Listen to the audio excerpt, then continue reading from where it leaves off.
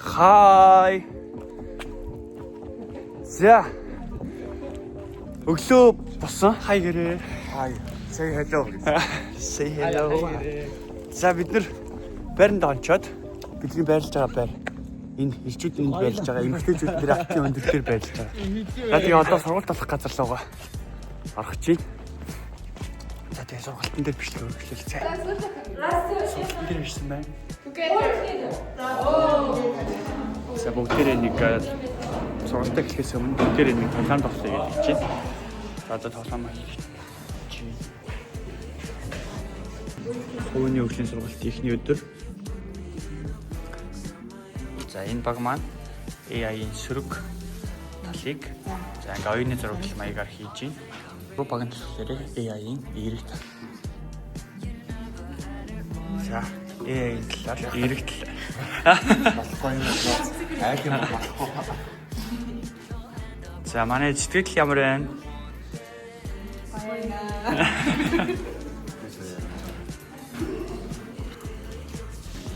Сөүл эмэгтэйчүүдийн сургуулийн яг энэ доторх одоо паромын сургалт ордог энэ доторх орчин бүр айгүй таалагдлаа. Яг энэ орчин нь одоохондоо бол оюутнууд байхгүй. Оюутнууд нь яг амралт болсон болохоор оюутнууд ерөөхдөө амралтын байдалтай. Сургуульч гэсэн ерөөхдөө бол багш нар байхгүй. За ингээд дээшээ болол тэр чигтээ тэнгэр тэг харж байгаачлан одоо бид нар бол энэ давхарт бол 7 давхар байгаа.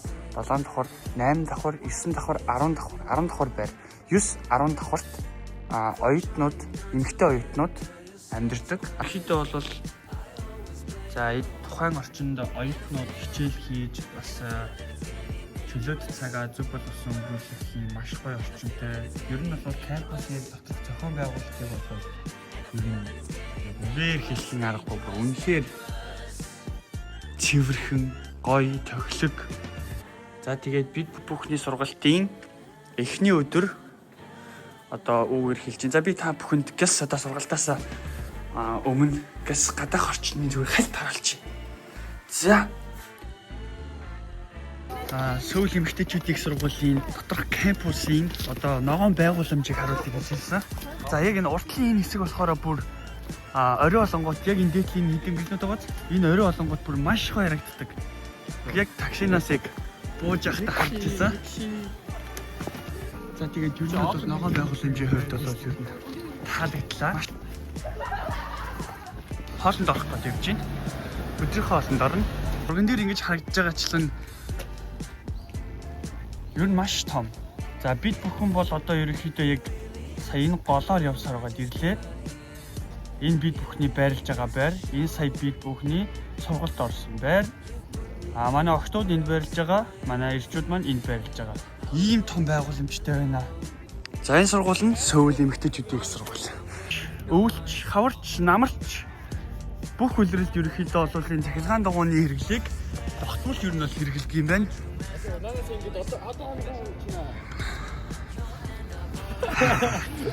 За манай яг энэ замаар ингээд доош оруудаад яваад ах юм бол яг төв хаалгаар норно. Бид нар хоолнд орчлоо.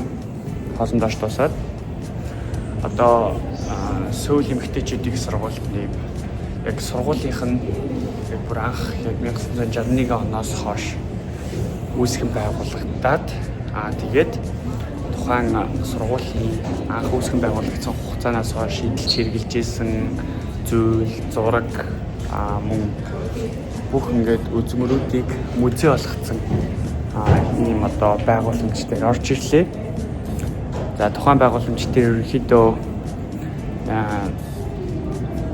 өмнө нь бол Солонгост эмэгтэй оюутнууд төдийлөн сураад байдаггүй. Яг л эрэгтэй оюутнууд нь эрэгтэй хүмүүс ажилдаг, сурдаг, сураад яг гэр бүлээ ингээд тижээдэг гэсэн тийм тогтолцоотой байсан бол Солонгос улсад яг одоогоор үйл ажиллагаа хийж байгаа 6 эмэгтэйчүүд рүү чиглэсэн ийм их сургууль байдгийг нэг нь одоо бидний ирсэн байгаа.